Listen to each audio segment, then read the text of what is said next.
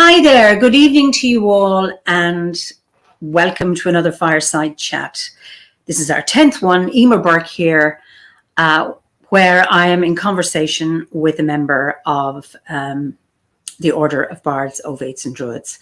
So I know many of you will be watching this live and then there'll be others watching you, the recorded version. And those who've been following it so far would have seen the wonderful guests that I've had and the wonderful stories that the ordinary members have to tell. So tonight, my mystery guest is Oein DeBhairduin. So Oein is Irish, so we'll come back to Ireland again for a while, and you're a member of the Traveller community. And it's just so lovely to have you here. And after I've welcomed you, you're now welcome. I just want to welcome our guests. I'm just looking at them in the comments. We have people from Somerset. Hi, Pauline, Derval, Skegness, Sin, I think, from Virginia. Jamie Morgan again. And Jane says, hi, Oein. Julie, somebody from the Iman from the Netherlands. Great. Carmen from New Zealand. That's a long way away. Sylvestra. Hi, Linda. Joan from Australia, lovely. So the Netherlands, wonderful to see you all. So gather up by the fire because, well, here in Ireland, it's cold.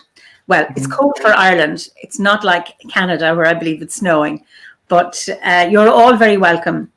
And Oein, back to you. So I don't know you very long. No, I think we originally met 2 years ago. That's right, at the Eimear Spirit Celtic, where you blew everybody away with your presentation on traditions of the Traveller community. So would you like just to start telling us a little bit about yourself, and then we can move into, what brought you to Druidry?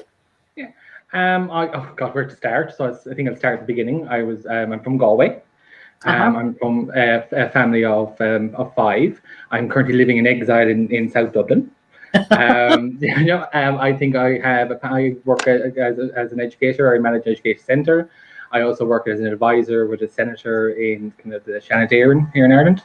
And I think I am a fan of almost everything at whatever time I'm in the middle of it. So curious and mysterious and silly and joyful and mostly an idiot, but really enjoying the journey. But a nice one. I hope. I try. You said so much there, and I want to come back to it because you mentioned the Senate, and I'm really we're going to come to that later. And your work, Shannon, you mentioned the word. That's the Irish word for Senate, and I know you've been doing absolutely wonderful work there, and we'll come to that later. Given your own background, which I imagine is a Roman Catholic background, yes, originally-ish. Irish Traveller Roman Catholic background. Irish. As my grandmother would say, if in doubt, just stick a Holy Mary on it. So, I know what it means to be an Irish Roman Catholic. What's the difference between an Irish one and a Traveller one? I think that the sense of the line between the world of the spirit and the world of the person is very blurred. That people take a far more engaged, I suppose, orientation and embodiment of their own religious values rather than just looking to a priest or a nun. There's a lot of your own inner work. There's a lot of self-reliance, and there is very much at the core a sense of ritualism around spaces. Anyone who's ever been to a sacred well here in Ireland will know if travellers have been there or not. There's certain traditions of people, especially around ancestral work, leaving images and tokens, and those kind of traditions blend very strongly into the communities. Not only because primarily we were a nomadic community in which we moved, and we had this huge need to leave behind a marker, say we were there, but it's also a way that people can physically interact with their own sense of spirit rather than just on an intellectual kind of emotional level. That there is a sense of pilgrimage, climbing reeks, going to islands, fasting. There's almost that a prayer is a part of your engagement, but the physical act, either by planting a seed or taking a journey, is just as important, if not more important, because you're really manifesting that into the world. I think for many travelers, that's very important. So, I can see how coming into Druidry was not a difficult journey for you. So what was it that brought you into Druidry? So I recall, for people who don't know this, I recently, myself and Eimear and a few other people took part in a discussion around how do we come to Druidry and the whole expression of it. And when I turned up, sure, I said, this happened to me and that happened to me. And I actually had a conversation with my sister earlier during the week. She's going, did you not say how like you became involved with local moots around 18 in your area? And how you joined the local horticultural kind of society just so you can hang out with people who loved herbs, you know? And I kind of a lot of it growing up, we spent a lot of time on the edge, and on the edge is actually a really interesting place because everyone wants to be in the center of what's going on. But the most interesting people are usually found on the edge. So they're the people who sometimes are looking for a home or have found their home, and their home can be wherever they want it to be. So we grew up with a lot of people that were very free around their ideas, the sense of openness. And how I actually eventually found kind of supposed to OBOD was that in 2011, after being very involved with some aspects of kind of the pagan community, in Galway, I moved to Dublin and took over the running of a holistic store on Eimear Street, which was a lot of fun. And as part of that, kind of cycle, I really got myself into the teeth of different kind of paths and ideas, understanding it. And Druidism is the one that really grounded me. And then after 2 years, I kind of wound that up, but I wanted actually to bring part of that experience with me. So I actually originally joined over at that time. And a lot of that inspiration came from a mutual friend of ours, Paul, who was very affectionately called in our household Tall Paul, you know. And yeah, so he was a part of that. And I got the material, I read it, I studied it, and then it just kind of drifted away from me.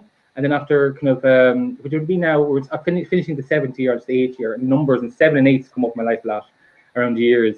I just wanted to get my teeth back into it. So around April this year again, rather than just renew the membership and get the material, I kind of go, no, just invest in it, reconnect with all these kind of materials and just start over.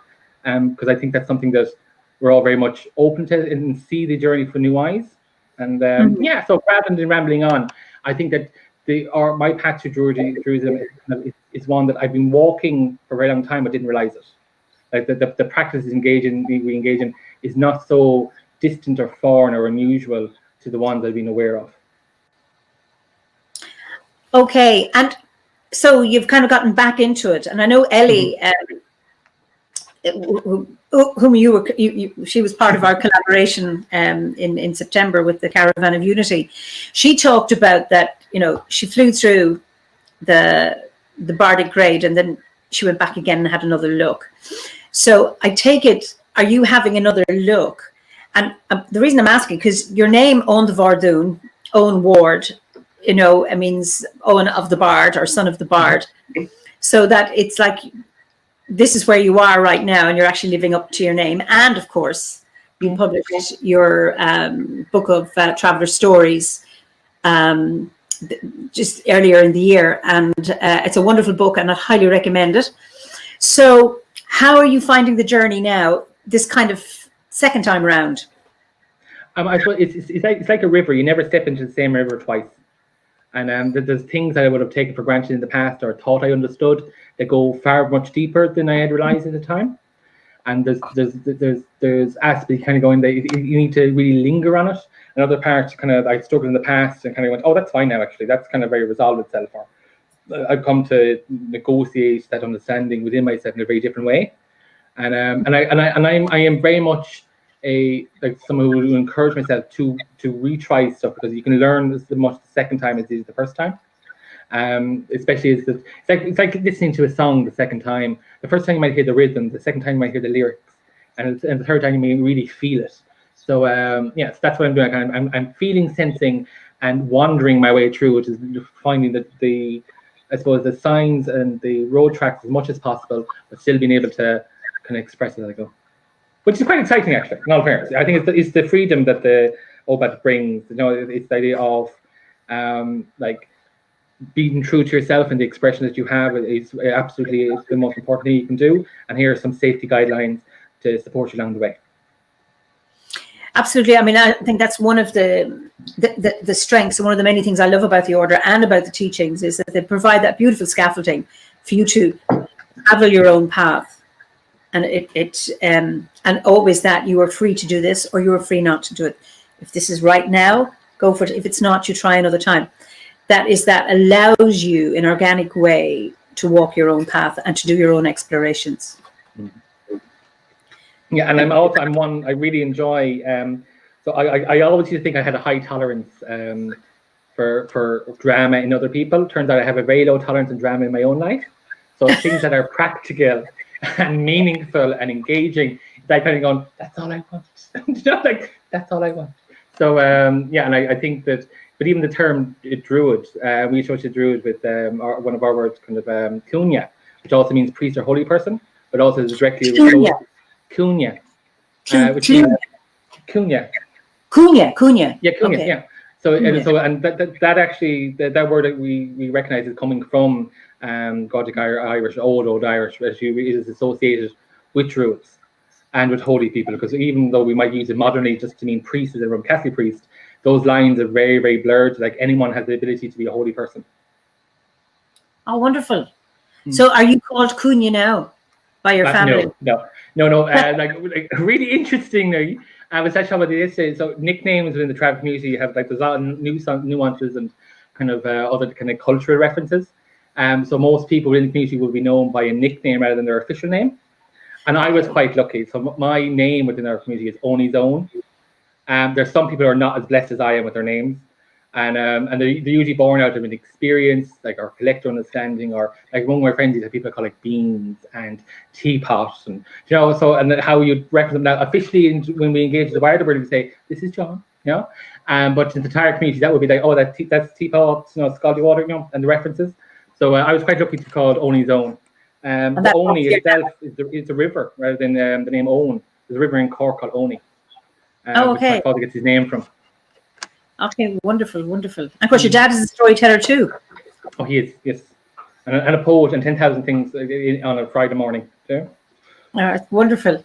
Can you remember your first spiritual experience? I know the first one that shook me. I know the first one that really, really shook me. So we have a belief in this thing called the knocks, that when someone comes to pass, that they'll make an appearance or a sounding. And this experience have happened 3 times. But when I was 8, my grandfather, we had Big Daddy, who was my father's father, and we had Granddad, my mother's father, and he passed. And he passed the 31st of January, and we were all sitting in the living room in the hallway, and we're waiting for the passage to happen.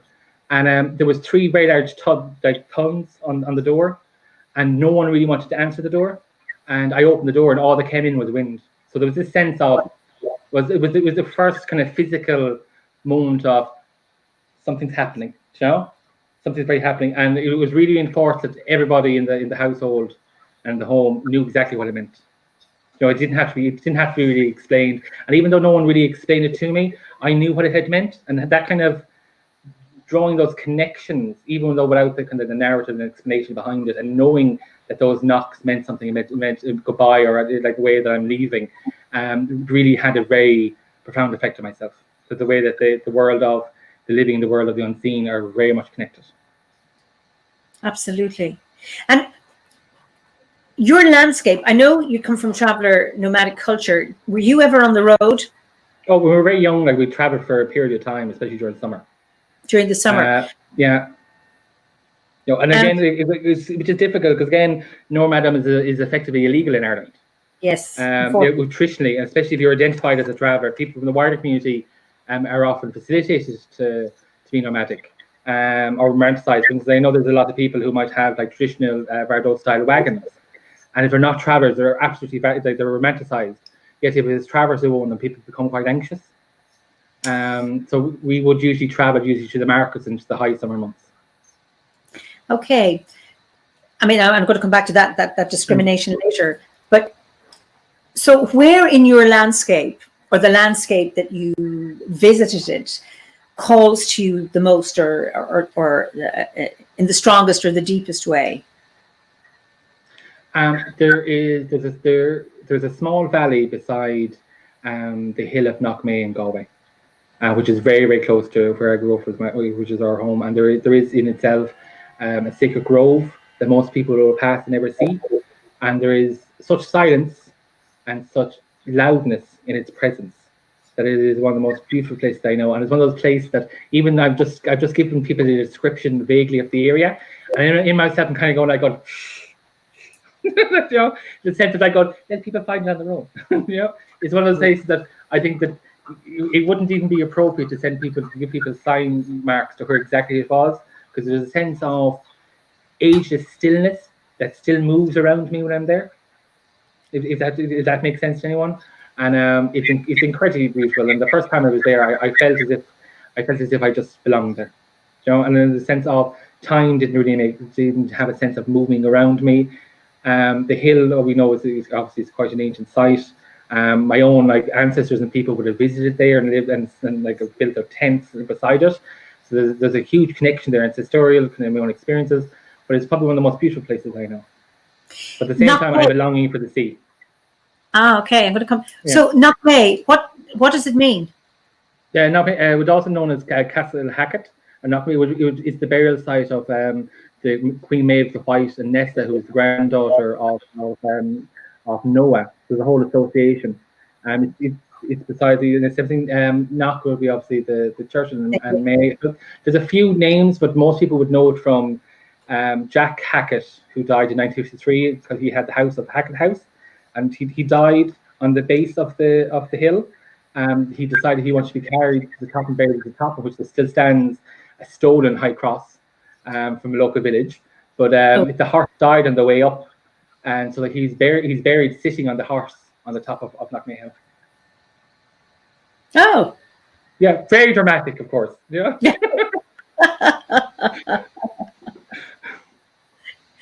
So I'm just I'm trying to give an extra layer of association. So it's associated with King Vara, the fairy king of the West. That's seen as his court, and there is a misshapen Victorian attempt at rebuilding a castle from the cairn stones at the top that still remains, but local people would very much associate it with King Vara. Oh, wonderful. Absolutely. I'm still having this vision of a man being buried while sitting on his horse. I mean, that's some feat, I imagine. Fascinating. So, as a druid, where do you get your imas from?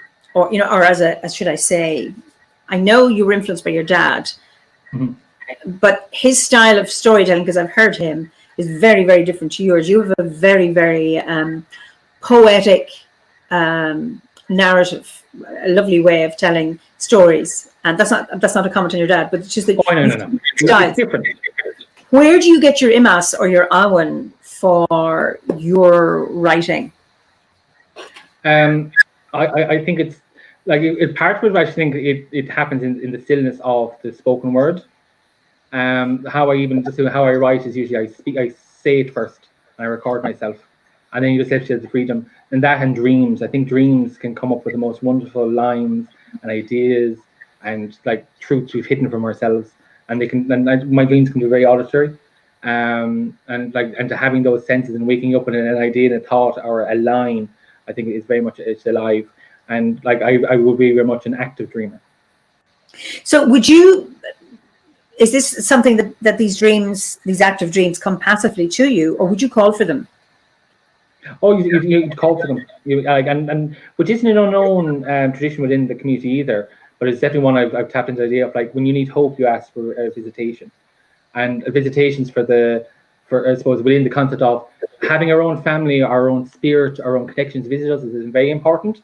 It's usually considered, which I always think is very unusual for the wider community.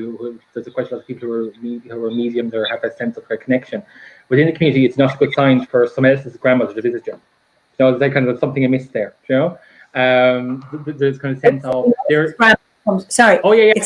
If somebody else's grandmother comes to visit you, it's not a good sign. But if your own grandmother comes to you, because they're connected to you. There's a spiritual connection there. So the idea is if someone else visits you, it's like when you come home and there's a stranger in your house. You're kind of going, what are they doing there? Now, it doesn't mean they're a threat, but you're kind of going, are they lost? Do the people know where they are? And there's a great troubling connection to whoever they're connected with. And it comes with a death. So if someone was to visit you that wasn't off your own, rather than being something that's quite interesting, people would see it as a debt you need to resolve, and one way or the other. Okay, there's a comment from Ellie here. I just want to put this up on the screen. Oh, here we show. I so agree. Sitting, dreaming in with words and letting them distill and bring you images and clarity is so important. Because I don't think like, I know like yourself, you're a storyteller, but there's times that we tell the stories, and there's times that stories tell themselves through us. That's true. That is true. I know for me is that it depends on my audience. And you were saying that you couldn't record your father telling stories. Never twice. And I think I'm a bit more disciplined than he might be, but I can tell stories, and people have said, I've heard you tell that 4 times and it's never been the same. The structure is the same. The story is the same, but I weave in elements depending on my audience or the time of year or what's happening currently in the country or whatever it is. And there's that organic thing. So you said something about stories. You said something there a minute ago. I missed it. Know how we tell stories, and sometimes stories tell themselves through us? Yes, it's that. It's stories telling themselves through us. I think that's a lovely way of looking at it. Do you ever rely on nature, or are you inside, or what are you? Yeah, I know you're calling for dreams. Mm-hmm. I was just thinking of your landscape and how it might inform you and inform your stories. Oh, I know. I very much spend a lot of time in nature, and I grew up with the saying of you need to take a long walk through a short field. And the idea of like kind of going like we're all very busy and life is very demanding, but how often have we actually sat down and looked what's actually around us, and listened to it, and heard it, and thought about the history of it? And even when it came to things like we grew up with the traditions of knowing to be able to study your landscape of like where you're going to build your home, the idea of you had to build a tent, knowing how the land moves, not just with water, but with wind and animals, and how certain things grow, and able to find out a place that if you took refuge there, that's the safest place for you. So it's not as if you just walk into a field going, just going to pick that corner, it looks nice. There's a whole sense of where do I fit in this space? Because it's not just a field. It's a space that like it's alive. It belongs to itself. Although people think it belongs to other people. Because I'm always very curious, and I think we've come across this before with the Mishler, which you attended last year. Yeah. And the idea of many nomadic people, the understanding of owning land is very confusing. I know when myself and my partner bought our home together, my father came to me and said, kind of going, you were the first generation of my people who have ever had a risk of homelessness. Because the idea of homelessness didn't exist. So the idea of like, how can you own land? And there's a sense of you can be responsible for land, you can take care of it, you can grow on it, it needs to be respected, you can have animals on it, the boundaries need to be minded, but you can't own it. So a lot of people, especially with driving community, still have that sense of conflict, the idea of going, this isn't yours, it's land. And sometimes that can lead to kind of to friction and sparks. But it is something that's very much in me, the idea of going, I don't understand how people have a sense they own the land. I understand they have a responsibility to the land, but I don't understand how you can own it. And I think that's very much part of my how I be able to exist in as much peace as I can with the world around me, because I'm living with it. And no one is living with me. It's not just land or tree. Like it's another part of the nature which I'm very much a part of. I like that, and I mean I live here in Kilkenny. I'm not from here. Obviously, I have deeds, okay, but I don't. It doesn't belong to me. I belong to it. Yeah, and it's not the landscape of my birth, but I belong here. I never thought I would be, but that is the case. And Pat Booker says, yes, you can't own land. Thank you for putting that so beautifully. And Pat has spoken about her own 10 acres and how part of it, how it has claimed her, not the other way around. And I like the notion of being stewards, that we are stewards of our landscape. So you have a responsibility to mind your garden, your house, your 4 walls, or whatever it is. Okay, and I think that is a very, very important thing. It keeps us grounded. And I suppose when we look at what's happening in the world today, and the damage that's been done to the environment, is that sense of ownership. I have a friend, Josephine, she's a Maasai. She's like my sister in Tanzania. And among the Maasai, a bit like they're nomadic pastoralists. They have no idea traditionally no idea of ownership of land. And when they migrate, so the Moran, the young men migrate with the cattle for water and grazing. And sometimes and the people move. It might take a year, but when they come back the next time, people have come up, farmers, and have set up boundaries, and it's that confusion. And they don't fight for it because nobody owns the land. But what happens is that traditionally it's getting more and more encroached. And the narrative there is that they have to move with the times, that modern world cannot support pastoralists. They have to change. And I mean, it's not illegal, but there may come a time when it is, and I'm hoping they do something about de-legalizing or nomadism here. Yeah, and I think as well there's a sense of when people own land, there's a sense of it's a possession. But when people are in a sense of caretakership of it, it comes with one thing that most people don't realize it comes with. It comes with real work. Like you have to mind it, you have to take care of it, you have to engage with it. And so I think people just want to own it because it's easier. And that easiness comes with such a hollow sounding because it's nowhere as near as pleasant and as delightful and as enriching as something that you're sharing a space with, rather than something you decided you have control over. That's right. And I suppose with ownership comes that notion of responsibility. I think sometimes people miss that. It's like, I own the controller, but that's it. I'm going to go back. Ellie has a question here. And can I ask a question? So many stories have been passed down and give us lessons and morals of life, but the lessons children need to learn are so also changing and developing. Do you think you could write stories about the new lessons and morals that need to be told? A volume 2, perhaps? No pressure, Owen. Interestingly, there is another book on the way, but in general, I think the values and the morals and lessons that we learn are always the same. We're just relearning them. Like, they're ageless. So it's the trusting moments, the recovery from a wound, the new adventure, the golden fool. All these kind of lessons are they're recreating themselves in different and more complicated ways in the modern life, but they're the same, and all stories, if they're truly allowed to have their own breath, will change with that. And there has been times that I have heard stories and I've known parts of it to be missing, as if like there was something there that I knew I wanted to find, and I'd make it up in my mind, and then probably a year or 2 years later, the story that I had replaced it with, I'd find on the lips of someone else, and I go, oh, there it is. That it has met itself, as always that there's a will and life in some tales, even the tales we tell ourselves, that if we give ourselves enough space and the freedom to have that truth, and even if it's painful, it will tell it. Yeah, and I like that notion of you saying that you meet the missing piece in somebody else, and that so often we might have different strands to the story. And then when they meet, we get a completer story. And there's also, I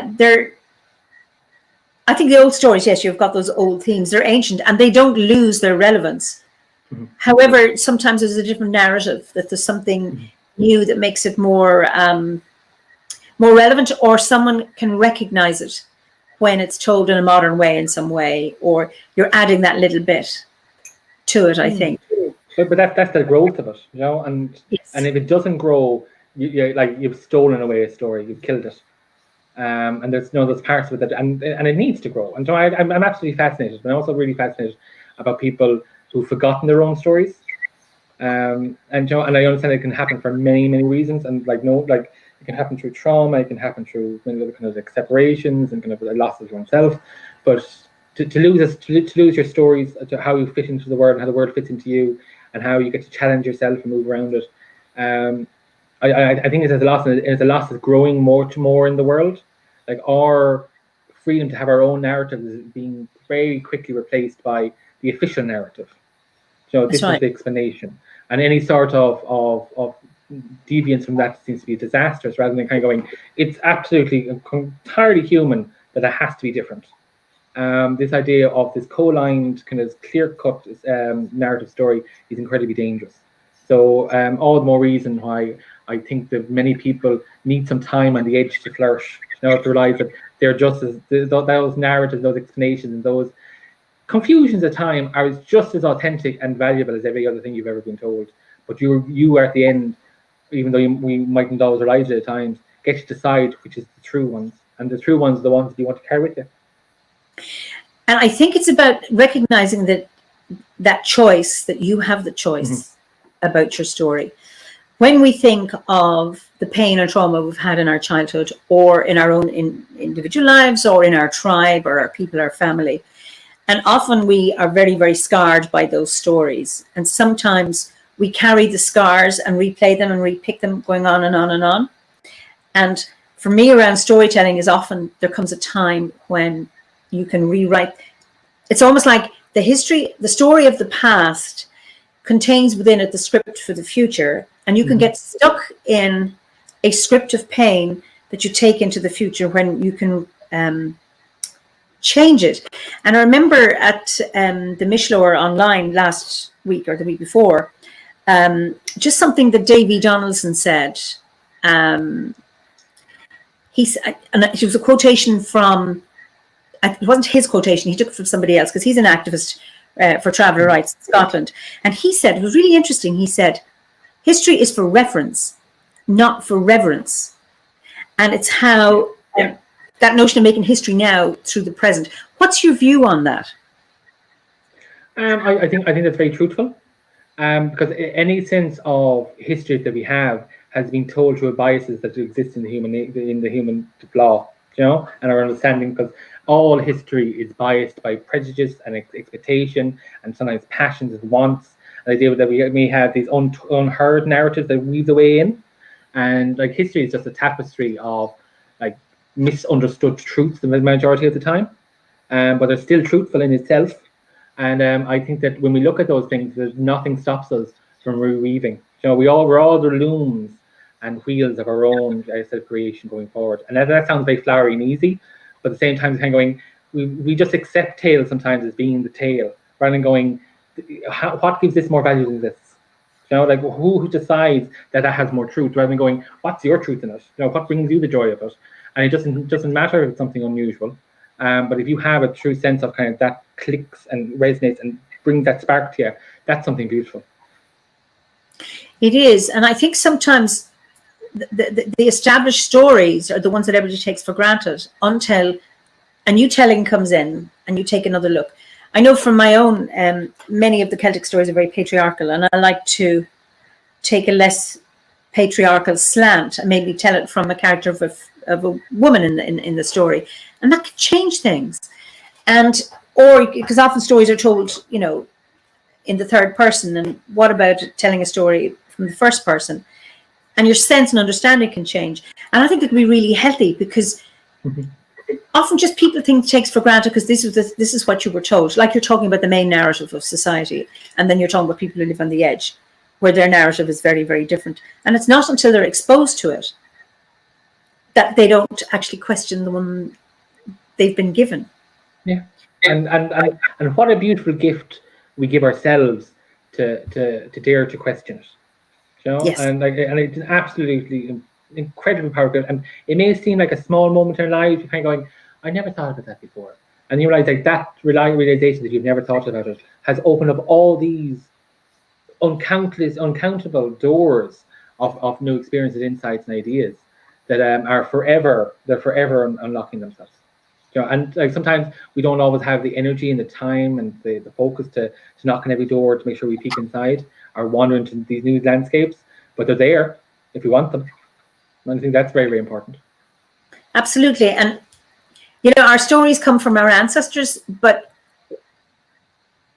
I'm going to come to this. How do you acknowledge, or how do you take on the responsibility for yourself as a future ancestor? Is it through storytelling, or have you other ways? Well, I think that what I want to pass on is the sense that I brought more beauty in the pain I may have left behind into the world. So I've done more right than I've ever done wrong. There's a sense of I want to carry on as much of the truth as I understand it, with the openness that people are entirely free to reinterpret it as they wish, and the sense of like we have existed before and we exist again. You know, and the idea of I am my future ancestors, and I have me my past. You know, we are the same. Like we carry each other in our bone, our blood, and our breath, and our breathe. Like we're all exactly the same. So the best I can do to honor them is to honor myself, because they're the exact same thing. I love that notion of bringing more beauty into the world than the pain that you've left behind. And I think there's something, I think, very, very powerful in that image, and that you're bringing that beauty into for the next generation. And who knows, given the state of the world, how things are going to be. It will be better. It will be better. Like I believe people are survivors. I think that sometimes people can be trodden down and worn down, and like I'm from a community that has been absolutely grinded, but people want to survive. Like people have people want, they at our core, we want children to be loved and celebrated. We want songs and music to be heard.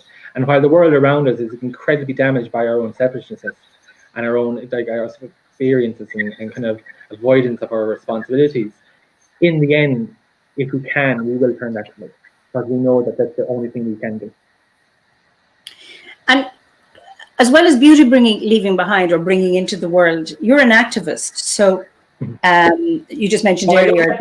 I love that name, actually, because like I didn't accept that title until around 2 years ago, because I thought I was just someone.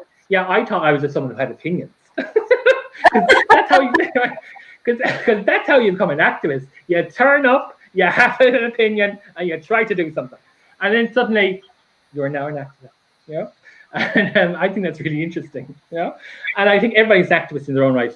Like everyone has a passion about the world they want to change.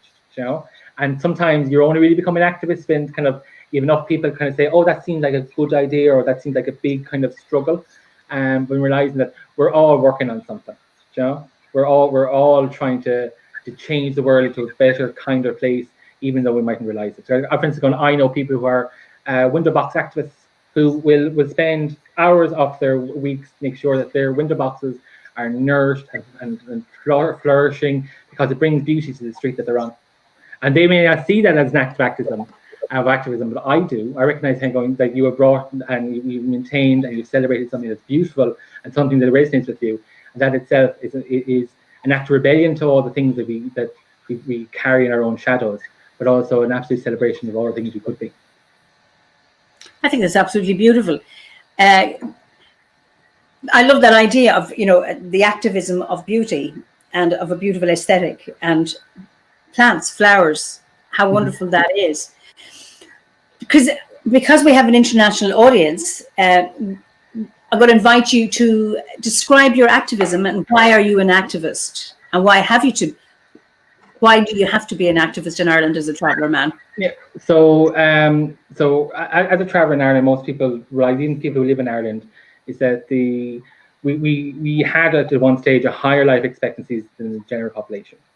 And from the 30s into the 60s, and we had this thing called the itinerary report, in which Ireland decided that we needed and he actually used the term the final solution, which is 20 years after Germany, would be that the idea was that the travellers were broken, settled people, that we were an unwanted kind of tribe of people, and would force us into sedentary life. And in that time, and an example would be there is the programs and passions around an accommodation program, which is under European law that needs to be funded, and every year the government underspends by millions, which actually represses our ability to travel, to have cultural celebrations, to share identities, and from being people with a high sustainable life, a lot of freedom, a lot of health. Because even in the 1930s, when TB was rampant, there was a debate in the Dáil, our parliament, in regards to potential blood transfusions from travellers to the general population, because travellers had such a low evidence example of TB. Now, a lot of it because it was people lost or spent outside, but no one really found the study. So we went from this high life expectancy to. Owen, can I just, you've paused there for a minute, so you froze. So are you saying that there was a lower instance of TB among the traveller community in the 30s? Yeah, and in the 1930s, on the Dáil record, the Parliament record, there was a debate if people in the general population could get blood transfusions with travellers, which is quite interesting. But unfortunately, in modern terms, and in today, the life expectancy of a traveller is 61. 1 in 7 travellers pass by suicide.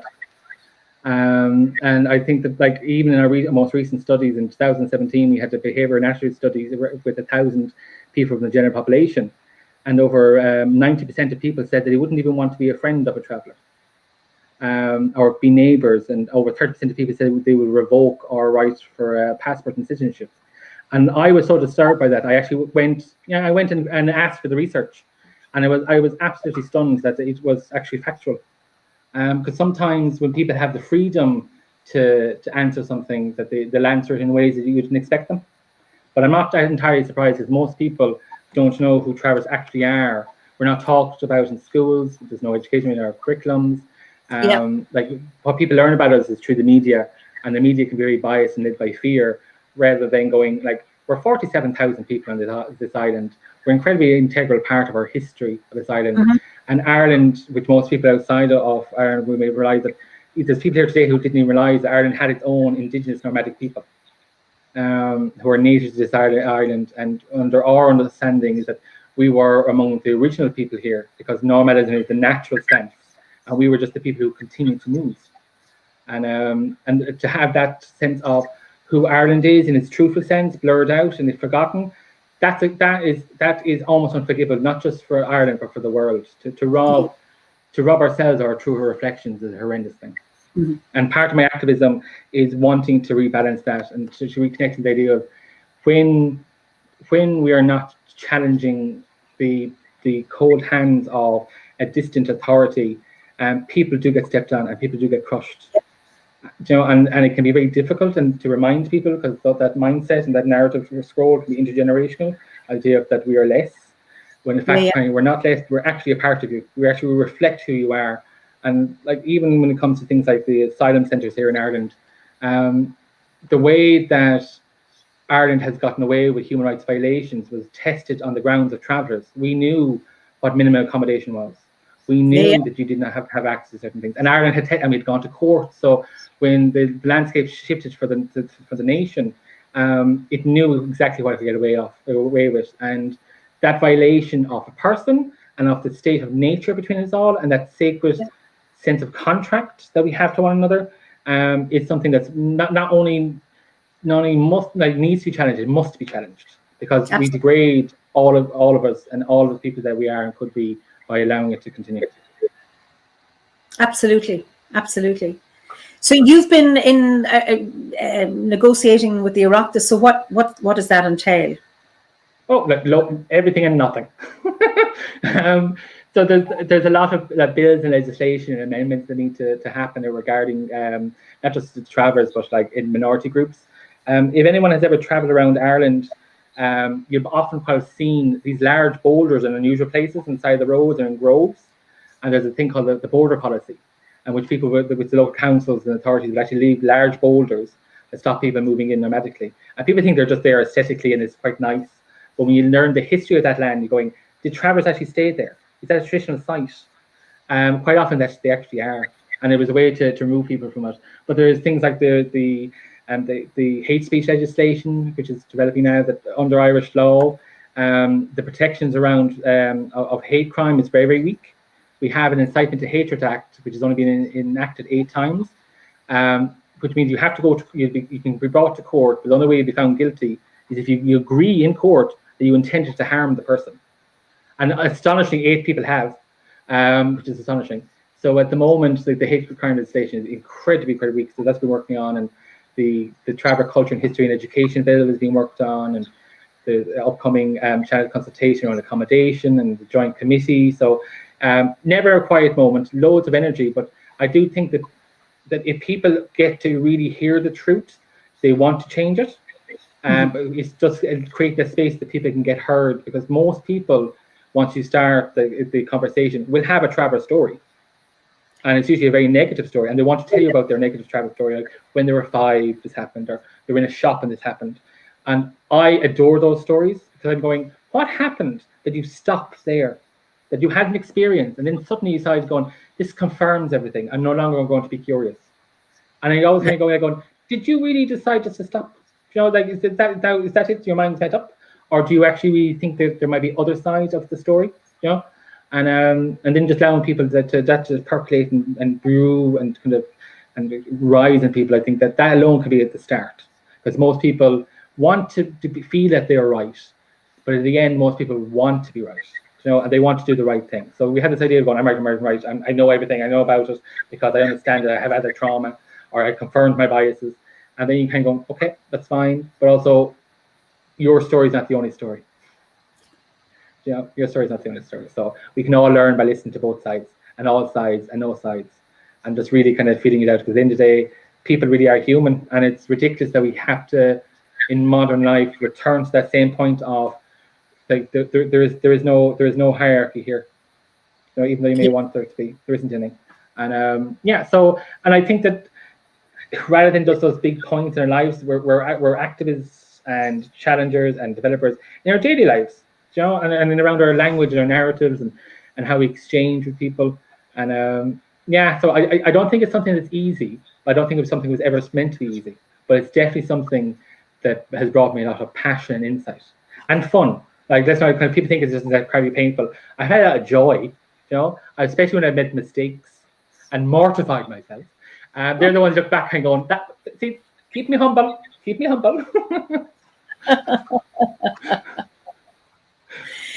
That's wonderful. I mean, to be able to celebrate mistakes like that. I tend to give myself a hard time when I make mistakes. Oh, well done. You start with it, then you go, is it really worth that torture? Is it like, come on, And the best way to get out of something you've mortified yourself is to tell people.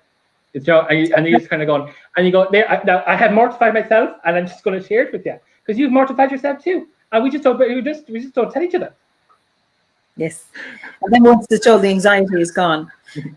Just Linda Joan she's just sharing, such discrimination saddens me. It's similar to the problems faced by Aboriginal people of Australia. Although things are changing on the outside, there's still deep fear and hate in the general population, and I think in many ways that's the same here, which is very, very sad. And I think that lack of willingness to hear the other story. When I went to Mishlore, for our audience, you should speak about it, not me. Oh no, we can both speak on it. No, but to define it, Mishlore is a festival of nomadic people, and it's based in Galway. It happens yearly, but it's more about celebrating nomadic people, not just on the island of Ireland, but across the world. And it's to reaffirm within people that nomadism and these different ways of seeing and living and being in life is very much valid and incredibly enchanting on a very deep level if we allow ourselves and other people to explore it. Well, you invited me last year to it, and I was just blown away, absolutely blown away, because we had Roma, we had Irish travellers, Scottish travellers, and the Sami woman, is it Norway? Singer. The singer, she was incredible, the Yoiker, and she's a Sami rapper.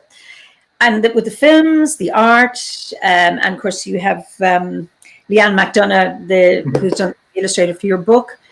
I was just blown away, and I came back excited, telling people, and those close to me were really excited and interested, and others were going because they came up with it with their bad traveller story, which I found so frustrating. I thought, just listen to this one. We all know those ones.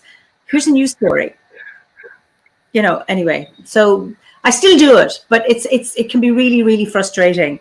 I used to get the same when I came back from Africa, because people still had that view of famine victims, poor, uneducated. The typical stereotype that people actually held about Irish people in the past, that is still there about marginalized groups, and how just the frustration of not wanting to hear another story. Yeah, and I think as well that one of the things that strikes most people is that most people expect our community to be very removed from each other, and while the expectation to be hospitable and warm to people is very much alive. Like, if you meet someone, you have met someone you don't know, and it's exciting. And there's a sense of people always, because there's so much damage done in the past and scars which can become like tribal tattoos if you can transform them. The people never really expect travelers to go, come in, we're delighted to see you. We expect we have to talk about the issues first, rather than kind of going, no, listen, just have a cup of tea, and let's think up of dreams and ideas. And I always really like that, because I think that there's a thread among many nomadic people the day of, I am so excited to see you. I want to hear all about you. That was my first experience when I went into NUIG, into the Michelor. And who did I meet? Only Nora Ward. It was Nora. Yeah. And they were serving tea and sandwiches, and she started feeding me.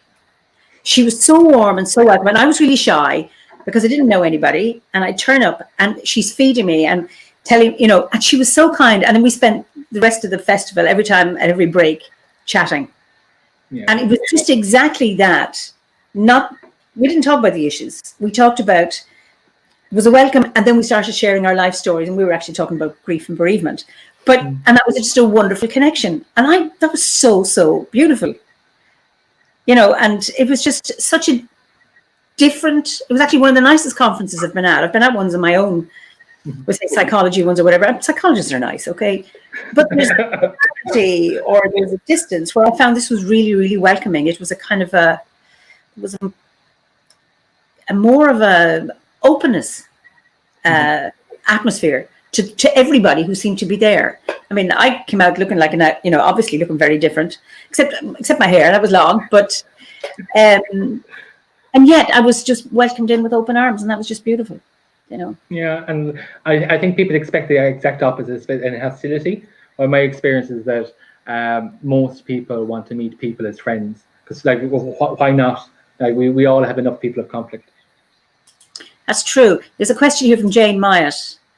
Okay, I'm trying to show it. I have to say, Eimear, we're digging pretty deep this tonight.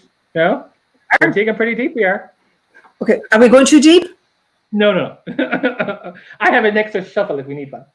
Okay. And do you feel there's any generational shift as young people become aware of the discrimination? That's from Jane in Canada. Yeah, while I'm not a huge fan of it at times, I think the internet has been an incredible tool. It has allowed people to find far more information in a balanced way, and I do think it is shifting within just the Irish landscape in general. We don't actually have an educational program funded by the state around diversity, even within the classroom, which comes as a shock to me. In the same way, not so much a shock, but Ireland prides itself on being a welcomer of diversity and celebrator of it. But I do think that there's far more people, but also as our population grows and opportunities open up for people, and the world has kind of moved in certain ways, that people are realizing, kind of going, I didn't realize that there was travelers who were doctors and dentists and artists and writers. We only see the impoverished person on the side of the road, and realizing, kind of going, there's a tremendous amount of people from our community who have been limited in so many ways, but there's so many people that have had opportunities to find their own way. And I think as well, really interesting, we all the time compare ourselves, even when we don't want to, with the settled community. And it's almost that we're behind, and we're not behind, we're just on a different road. I think that, and that's lovely, because there's either road is valid. Okay, I'm going to come back to Druidry. No, I mean it's actually part of it. It's the same. I don't see it as a difference. I think part of Druidry to me is being active. It's being engaged. It's living an authentic life as much as you can. It's understanding your environment and the history of it. So there's not a great world of difference. There's not a great world of difference. And what I love about the order is that it allows diversity and inclusivity. That we have, when you think of the membership all over the world and all of our 5 continents. Now, if I've left out a continent, please forgive me.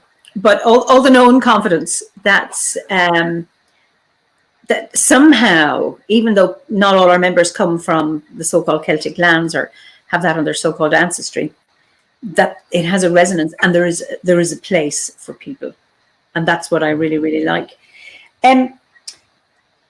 How has Druidry supported you, or is there a time when you say, yeah, being a Druid has really helped me or supported you?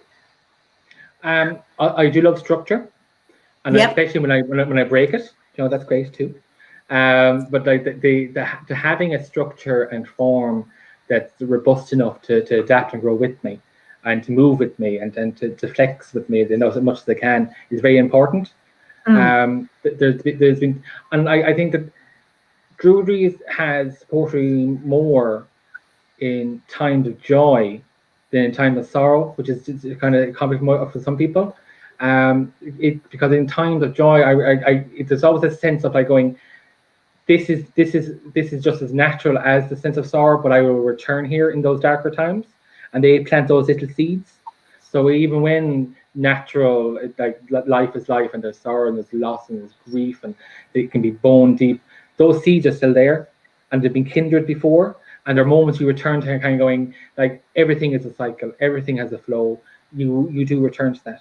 And I think that having those opportunities at different times to plant those seeds in pleasant weather and joyful times, knowing that you will be distant for them at times, but knowing that they're there to welcome you back, it is really important to me. And yeah, I love the structure of it, and I love the flow of it. And I like, somebody asked me the other day, what's my favorite season? And I actually thought about it. Every season I'm in is my favorite season. You know, like if something is winter, I love winter, right? And then you come to spring, I love spring.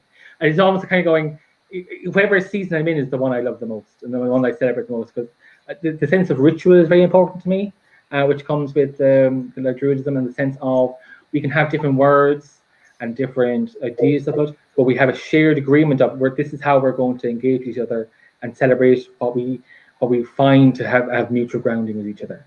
And that's incredibly important to me on a daily level, not just the high times, low times, but on those mundane moments when we're on a bus heading in on a cold morning, like with kind of some tea in a flask, kind of the being and realizing that you're a part of this greater movement that has long existed before you and existed after you, and it's in all who people are. It brings relief, brings joy, but also it brings a lot of awe. You know, I mean, God, like the wonder we can share with each other if we give ourselves the chance. Awful. Because there's fear in that as well. Realizing, going, what's that quote? It's not our greatest fear is not that we have failed, but that we could always have succeeded. That's right. Because it is that things could have always been far more wonderful than we'd ever allowed ourselves to have it. Because like most people will know sorrow a bit. Most of us are frightened of allowing ourselves to be happy in case we return to a darker place. It's interesting you mentioned that, you know, sorrow and joy, and the Irish word dúis means a reward or a gift or a prize. It also means sorrow and gloom. So there's that and this is what I love about the Irish language, and I don't know if it's the same in Gammon, where you will have words that actually have different meanings, but sometimes might have opposite meanings, because qualities we have, the ability to have one quality, like I can be really gentle, but I can also be aggressive, about holding both of those. And I think that's fascinating. Yeah, our word for sorrow now, or kind of, it doesn't mean sorrow, it means kind of gloom, is stendi or stendi, which also means to, because it comes from state, it also means to sit, you know, which means that when we don't move in ourselves, when we just, you know, like to have sorrow sometimes is to, we're talking about areas when we pause, you know, and sometimes pausing is important. We do need to sit and we do need to rest, and we do need to experience something. But also the sense of to pause can be a sorrowful thing, both in the sense of being nomadic and being nurturing, because we're all journeying, even if we're just sitting. But when we truly sit, as in we just stop, that's an act of sorrow. And I suppose if you're not allowed to move and you're forced to halt, stop, bring sorrow. Yeah. And then there's sometimes when you're in sorrow, you need to sit still. So and sometimes experiencing it, other times it's because it's forced on you, and it's like all things. It's delightfully complicated, you know. And I sure, why would we expect anything less? You mentioned, you know, on the bus and you know, being mindful of. Oh, but Eimear, do you love buses? I love being on buses. You get to hear all these random stories because you don't really get to sit and listen to people, but then you just listen. Like phone calls, little chats between friends, like they're amazing. COVID has robbed me of it for the moment, but I love bus journeys. I leave going, where is she going now? It's like, did that relationship work out in the end? No, like going, what is she really going to have nuggets for her dinner? No, it's all really interesting. I don't. The only place I've had buses read journeys is really in Africa because I use public transport there. And here I can't. There is no. Well, there's one bus a day, so I'm on my bike, and I'm with my own thoughts on my bike. So interesting. Interesting. Just do you have a daily practice? I do. So in the morning I rise. I have most people in the community that would have like an altar of some sort. Yeah. If anyone is, and it can be very, very decorative, very simple. But I have an ancestral altar that I fill with fresh water every morning. Then you welcome and in memory of people, which means throughout the morning you sing songs and say the names of people that have supported you and are behind you, support you there. It's a way to like when everyone passes, but when they're forgotten, they're gone. So the more that you call on them and introduce them to your life, they're there with you and they're giving you guidance and insights. And like usually you would have like the idea of, which most people would have, like, did you have a dream? You share your morning dream if it arises.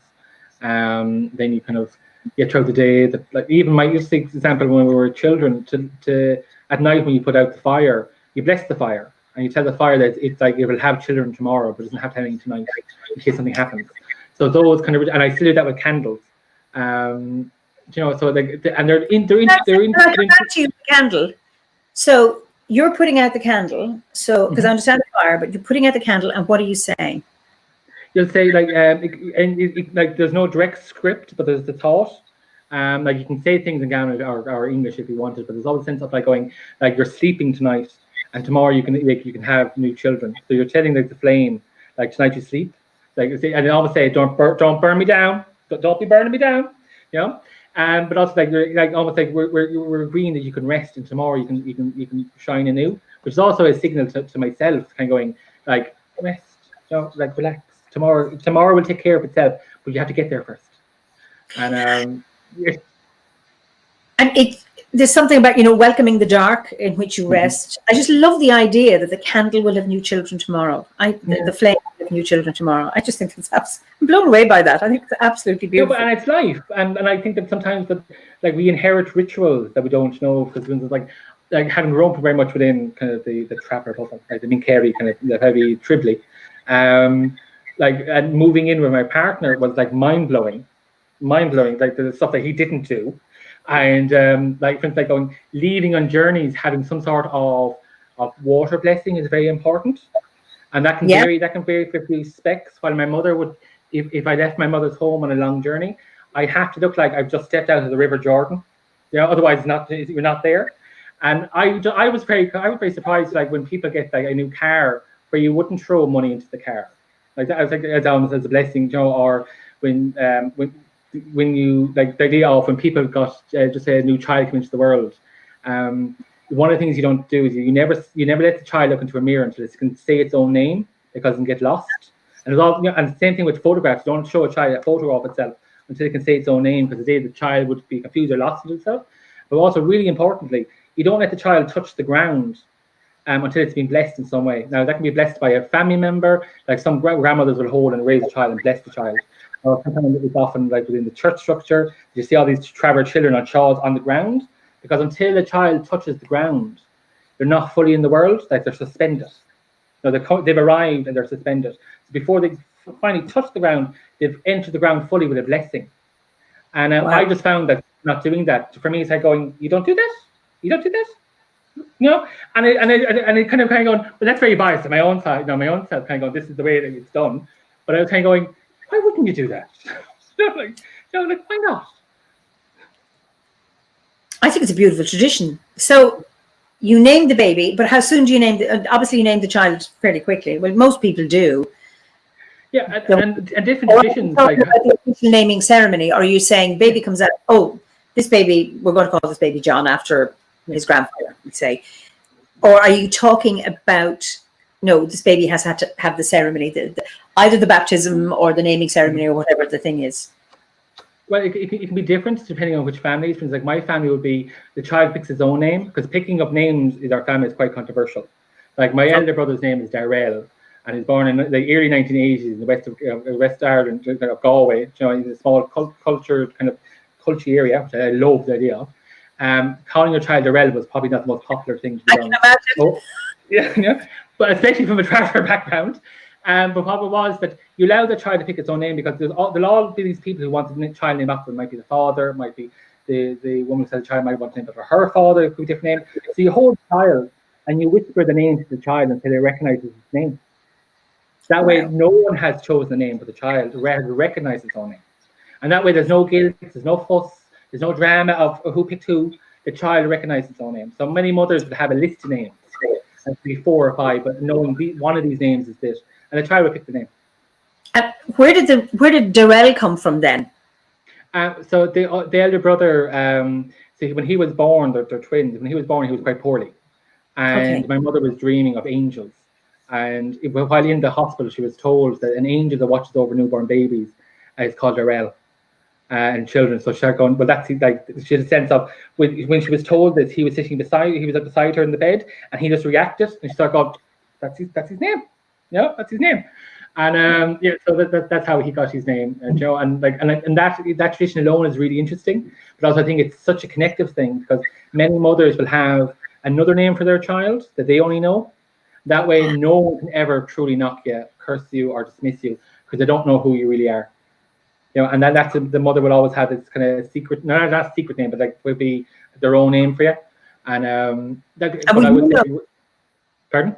Will the child know the mother's name? Sometimes some others will pick one, and in history has told us will have forgotten it, and they said they hid it away, which means it just left them. And others mother will tell you, this is the name I thought you wouldn't say this is your secret name. They say this is the name I thought you would be called, which is a way to pretend to be signal. But I would say the blessing, some people would just bless the child as soon as it arrived and it's blessed.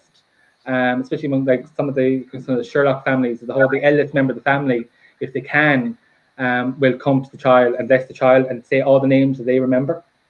As far as much as they can remember. So the child, from the very moment, is in memory of the child, will have heard the names of his own people. And other people will wait, could be a couple of weeks. And very rarely would you go beyond 2 weeks, and would have the big ceremony. And then there's a whole, who designs the shawl, who knits the shawl. Is that something you trust? It has to go on the ground. But the first time you put the child down, it's a big event. The child has been blessed, and the child has a name, has been blessed, and has now fully in the world, because it has touched the ground. I can be grounded. Wonderful. Wow.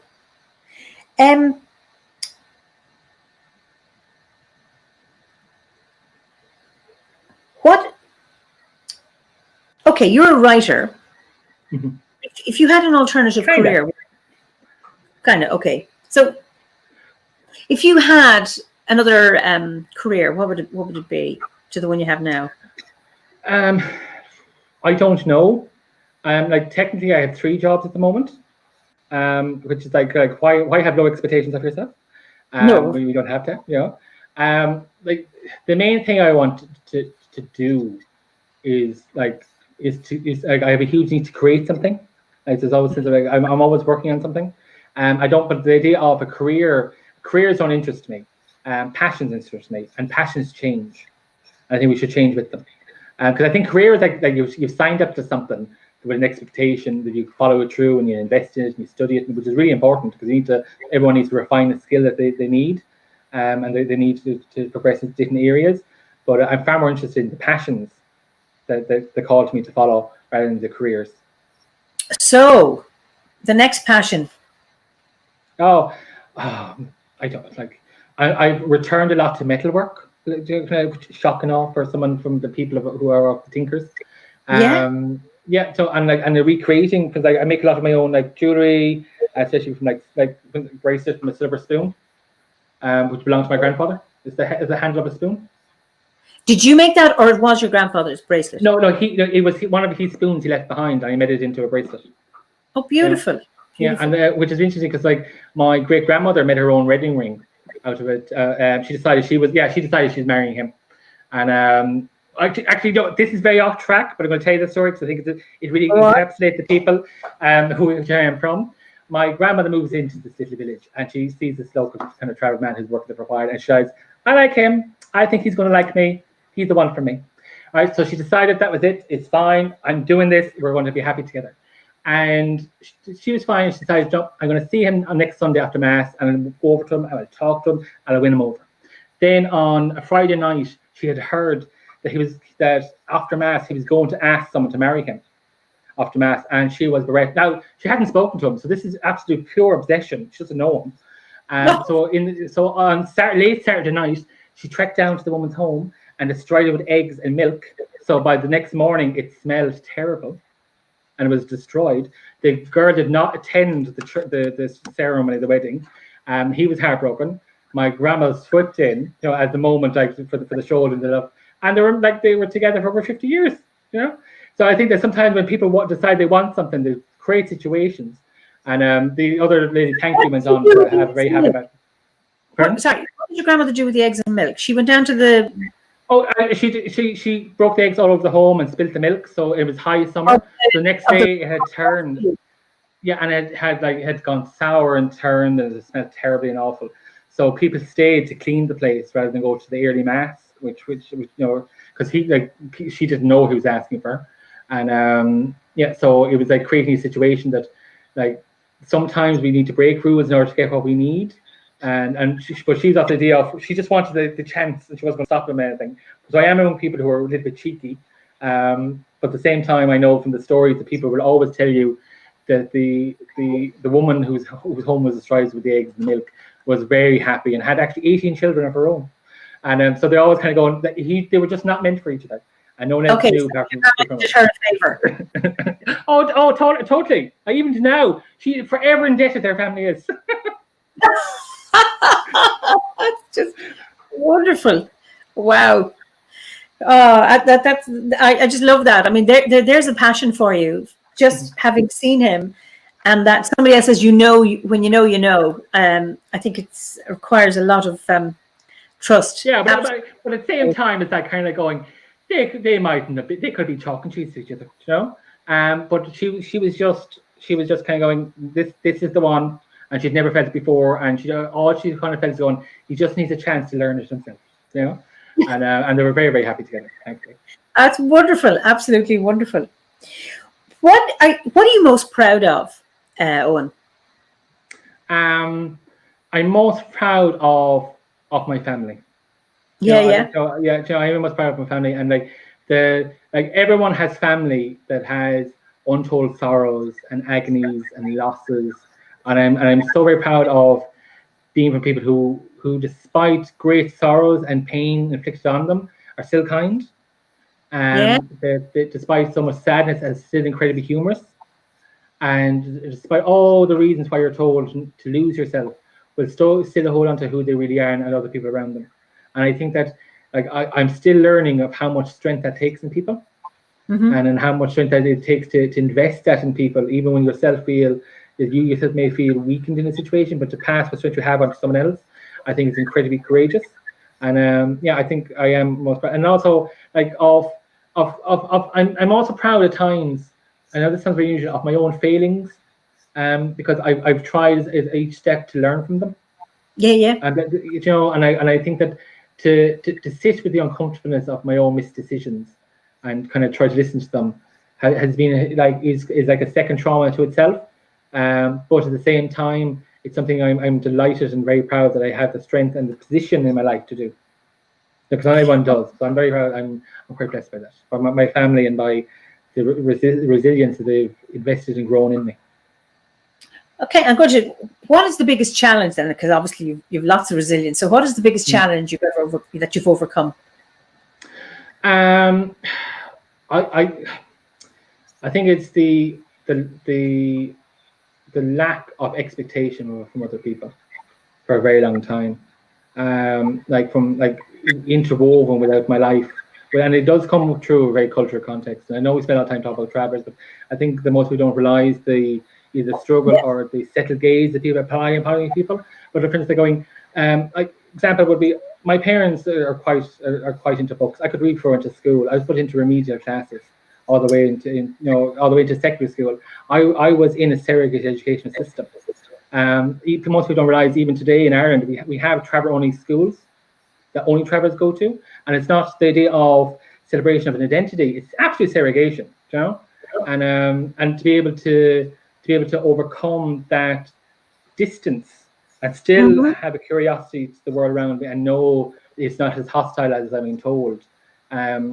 It can be a daily challenge, because when things come up, I can go to that defensive place of I know the story, I've been told the story, and then I remind myself, kind of going, sure, we all know the story, but it's like, doesn't mean it's the real one. And and meeting that challenge, which happens daily, especially in the space I'm in, when people say things that I'd hope they regret later or reflect on, or do things that could be very damaging, and still try to connect with them on a level that I know that I would like to be met on, is very, very difficult. But has always proven to be worth it. Even when it has seemingly failed horrendously, there was someone in some room that has sensed it and felt it. So it may not be that person who has heard it, but that echo goes out. I think it's wonderful, that notion of maybe one person has heard it, or the echo going out. And I think this comes for any of us making a stand on anything, is that sometimes it's like, well, what's the point? It's not going to make any difference. But even if one person is influenced, and even that person is yourself, sometimes that person is just yourself, so that you can have that ripple effect that actually can make a huge difference. What is the most reckless thing you've ever done? Oh, the most reckless thing. Allowing myself to fall madly in love and moving across the country. Oh yeah, and like that sounds like it's 2.5 miles away. That sounds like down the road. For myself, that was dramatic. That you're like going, lifting up, I'm leaving. I'm giving up all this stuff. I'm selling the furniture. I'm handing everything I can hand over. There's a new life ahead of me, and knowing even that I had a sense of the world behind me, but going to a new land that I didn't know beneath my feet was very different for me, and not knowing that I wouldn't have this shelter around me, at the time felt very reckless. But I'm sure there's been many other things that I'm just not remembering at the moment. But yeah, but I think that I don't often do things at the spur of the moment, within like great kind of changes. But that recklessness has always worked out, And Brilliant. I'm sure there's been many other things. Like the partner movement, I've definitely left really good jobs because I didn't find it resonated with me. Like once upon a time I worked with the HSE, which was ridiculous. As I kind of and I just decided one morning, this isn't for me. Like it's a good pension, it's a good income, it's a good environment, not meeting any passion, not working for the man, especially not this one. So I decided, kind of just do something new. But a lot of those things come down to structure, because when I was working, they come with responsibility that many people realize that there's a co-funding of events. So my money wouldn't have just been my money; it goes to family, and those resources are shared. So for me to give up something has a sense of, I suppose, correspondence to people around me, which in itself is reckless because they are affected by it. But at the same time, allowing the freedom to do those things, I think, is very, very important. Well, at least I tell myself that. Well, I think if you don't take a risk, there's so much left undiscovered or unexplored. I'd rather feel sad for having done something than left wondering of what it could have been. Absolutely. And ask for forgiveness. Ask for forgiveness, not always permission. So, come on, any regrets? Not as many as I used to have. Because I think every regret has led me to somewhere I need to be. And there's definitely words I wish I'd never said. There's goodbyes I could have made. There was moments I could have grasped and never did. And they live in me, but they live in me for a reason, because they are a lesson. And sometimes I have to learn that lesson again and again and again, Eimear, and again, and yet again. But they're there for a reason, And regrets aren't our enemies; they are forever teachers, willing and wishing and hoping that we do better. I think it's the moving from the regret, recognizing the lesson, and moving on, rather than remaining stuck in it. And that's often that can happen, is that we remain stuck in regret, which I think is the sad. Yeah, and we can leave, and then something can happen, and then we just drift back, because we love doing that. It's like, I don't know if anyone else has experienced this. Has anyone had the soul? We call it the soul cry. This sounds the most mystical thing ever, it isn't, right? So when you get upset at something, you cry, especially if you're not a crier, and I am a crier, like my emotions are very much my surface. Then suddenly you're crying about everything. You're crying about the thing happening when you were 12. You're crying about that time that you hurt your knee, and suddenly you have all this cry, and you're kind of going, it is so cathartic. It's like going, yeah, I had a real soul cry. Isn't it great? You know? And yeah, I think those moments are like, while in the middle of them, they feel a little bit dramatic. Afterwards, you're going, that was good. But that, yeah, it was good. You know? And having the it doesn't usually feel like freedom, but having the moment to have those experiences can be really, really thrilling afterwards. When you look back and kind of going, yeah, you know, it doesn't mean I'm still upset about the things at 12, but any sorrow I had, that's what I hooked onto in order for it to be felt and experienced. And that's a good act, which means like it's out, it's moving. You know, it's not sitting and going stagnant in you. It's alive, and allowing ourselves to feel those, because I think that's something that on a cultural level and in a personal level we do quite well. The idea of, if you're happy, be happy. And I really, if you are happy, be happy. You're sad, be sad. You're funny, you're funny. You won't have these serious moments, have these serious moments. And that's very real.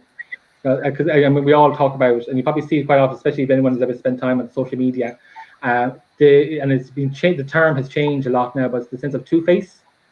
And the idea of, like, it's a horrible thing to be two-faced to people around you. The idea of going, you didn't realize you were upset at something. Like, you come to some casual, people get offended. The idea of going, didn't realize that you were upset at that. So it's like kind of going, that's incredibly insulting that you wouldn't share that with me, that you're upset. Not because I was involved, but the idea of going, you're not being real. You have two faces, and it's a horrible instance to call someone two-faced. And because it's not all about someone like talking behind them or around them. It's the idea of going, you weren't being real with me. So, and that's all people really want, is to like you don't have to have that other thing. Like, you can just be you, even if you're just a mess today. That's fine. Because I was a mess yesterday. I suppose that comes with trust in the relationship. You know, is it safe to actually reveal this other part of me that behind the mask that I present to the world? What are you most grateful for? Time. I'm grateful for time. Like, for instance, there's been moments in my life that my head has gone up and down, and that you'd never know how loud clocks tick, and how quickly dawn comes to dusk. So time has been very, very important to me, and having time to do the things that I wanted to do in the moment is very important, and I'm very, very grateful for it. And sometimes I forget that time is such an important factor to me, and life will remind me. But I'm incredibly grateful for the time that I've had and time I've had with others. I think time is it's far more precious to us than we realize, and we only really think about it when we fear or think we mightn't have as much with other people. Yeah. Okay. What concerns do you have for the modern world, given where we are right now? So there's a lot of things that actually recently rising. You know what I really come to dislike? You know, this call out culture. You know, when someone does something wrong and everybody kind of just jumps on the bandwagon and decides they're horrible people. Yeah. And like, I find that whole thing very, very disturbing. The idea of like kind of going, like, one mistake shouldn't be allowed to define an entire person. Because chances are other people have made mistakes themselves. But there's a huge movement within the modern world, and not just on social media, but in people's lives, that suddenly they become known for a singular act rather than who they are. And while in like my own experiences, like in the past, people are seen as being more multi-layered, and that has happened because we're more distant from each other at times. That suddenly we identify people by singular acts rather than who they are and all the levels that they exist in. But that kind of growing movement of call out, just cancelling culture, I think it's so cruel. I think it's cruel to ourselves, because we're not really allowing anything to happen. We're just getting rid of it. And when you get rid of something without knowing why it happened or where it came from, like, you've lost the opportunity to learn from it and to see it in a new light. You're talking about this online stuff. Not just in life, but in life, because it's festered into life. You know, that the idea of people who want to make these quick cuts and divisions and objections, and sometimes I understand where they come from, but I'm always very uncomfortable with the idea of erasing people because of an aspect of their opinion. And sometimes those opinions can genuinely be abhorrent to me, and they can be incredibly corrosive. But I know, like, that person is someone's child, and what has happened on their journey that they're there, because, like, was that a choice they made, or was that something imposed upon them? And I think that's quite quite an unusual passion that seems to be living in people at the moment. Just Amanda, is like you're identified by your actions versus the inner worlds that inhabit you. Like we're deeper than that. We're deeper than just what the world sees about us. And like sometimes if we, like I once met a man, and I met him for over 6 months for a cup of tea, and he was the most viciously horrendous anti-traveler person I've ever met. And I don't mean that lightly. And the first time I actually met him, I met him on the street and he spat at me. Oh. And then I turned out that I was in a coffee. He'd forgotten who I was. And I turned out I was in a coffee shop with him, and I realized he was there every week and I was there every week. And eventually we came and chatted, and like he eventually realized on our little chat like who I was. And I didn't change who he was and how he engaged with the world, but I definitely changed how he thought about travelers, even if it was just about one traveler, about myself and other people around me. And that took time, but also really engaged with me, kind of because I chose to have the time. But sometimes allowing people the chance to grow around themselves is important. But sometimes we don't have it, and sometimes we shouldn't have it. And this whole thing of like settle washing and ejecting against people and calling the world down upon them isn't always what I want to be, because sometimes people are talking about a different pain altogether. And for that man in particular, he associated a very different experience with his life that was on a personal level with his own family that had been forced on travelers, because travelers were there at the time. You know, it was almost they were the trigger. So he didn't really, and he may not agree with me, but he didn't really hate travelers. He just saw them as a deep remembrance of a different pain.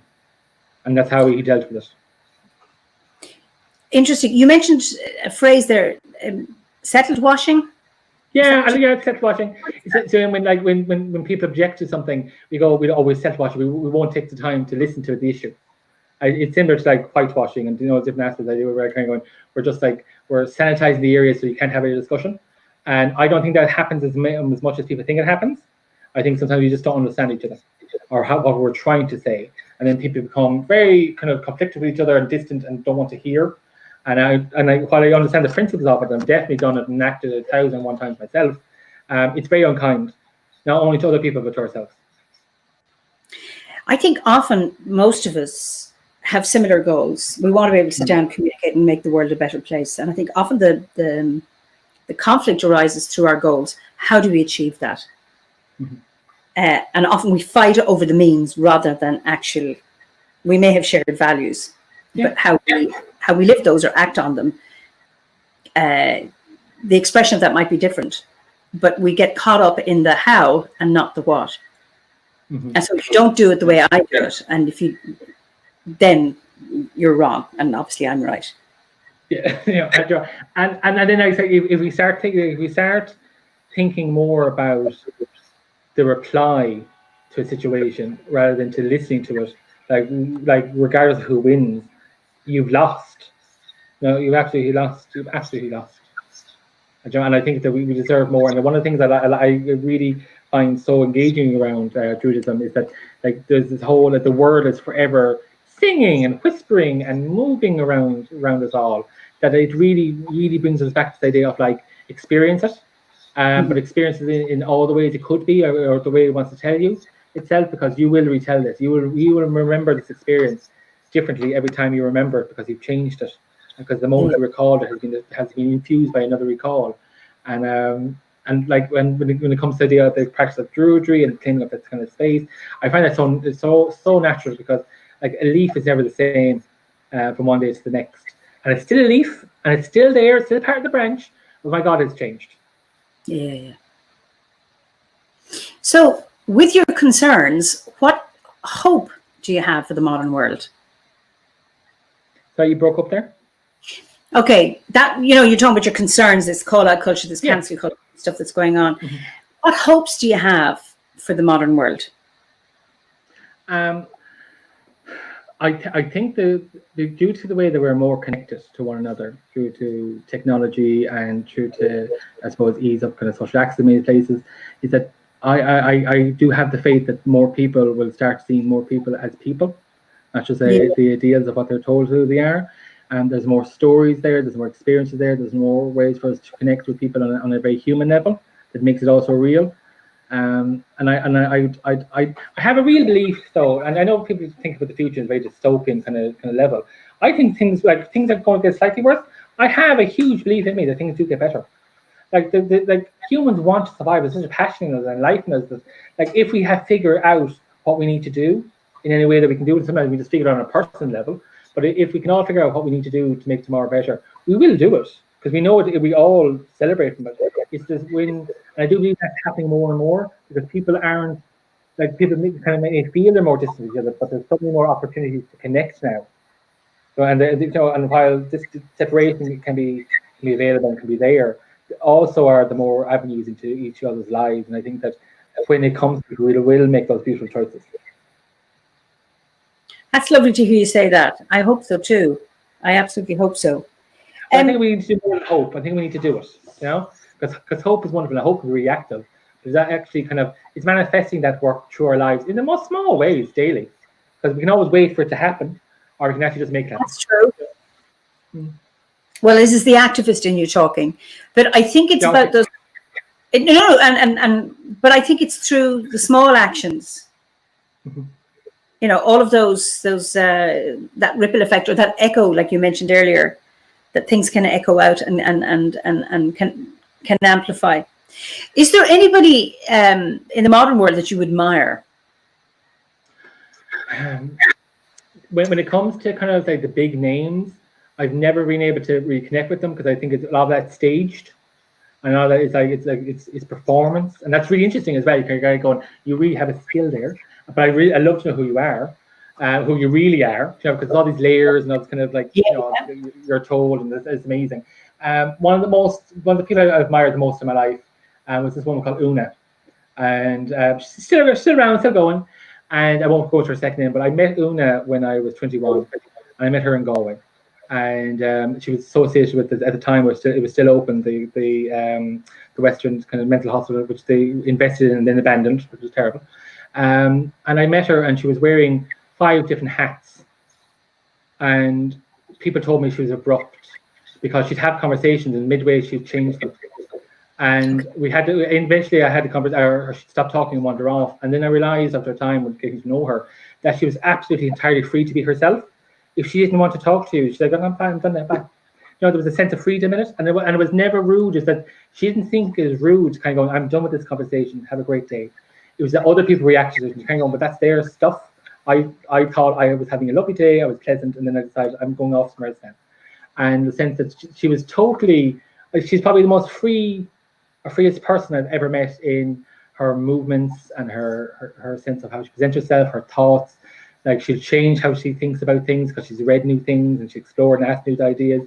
So she won't come in going, this is what I thought last year, but she goes going, this happened and now I'm thinking about this. And that freedom and that sense of non-judgment or ownership of the idea of I have to approach something this way, I think is incredibly inspirational. And it's something I'd love to foster in myself a little bit more. Yes, indeed. And she's an absolute unsung hero, but we all expect to find someone big out there in the world, when we realize that there's all these incredibly powerful people who, and like her movement in my life has been an act of mysticism, but just her presence. And I think that all the more reason that we realize that we don't need to find the one great voice, that there's many in a chorus all around us. That's wonderful, and it's recognizing the wisdom and the wonderful role models in the ordinary people around. And I think that notion of, big names, you don't know them, but you know how they present rather than the people themselves. And that wonderful freedom to be yourself. I like to think I'm free, but I'm not always free. No, but how could we be? Like, and hope it's not the idea of in a world at times filled with so much harm. It's not always a good idea to be well adjusted. Yeah. And so like the idea of like going, because sometimes if we don't feel the ties and cords of our own restrictions, we don't know when our freedom is there. So I think it is a balancing. Otherwise, it's like the choice. You can only have a sense of following the right direction if you had the temptation of following the wrong one. So otherwise you're just wandering. So it's having those contrast to make sure that we're having the real authentic experience as much as we are. Otherwise, we're just drifting. I like that. So it's through limitations we understand the expanse of who we could be. Yes, the infinity. Okay, so is there anybody from history that has influenced you? Anyone that you've read about, or any historical figure that you would think that has something to say to you? Like there was the many figures over the years that have struck me, like kind of like people like Eimear, which was Eimear was a Greek woman who Greece in the early 18th century and ended up in Wales, and started in the middle of, didn't really quite understand the language, started her own healing practice, enthralled herself into the space, the landscape, largely forgotten, which I absolutely adore because her story is being rediscovered. And through it all, held on to who she was, very adapting in a foreign land, in a foreign space. Very much, it claimed her, and she claimed it the same way. And I just find they're amazing.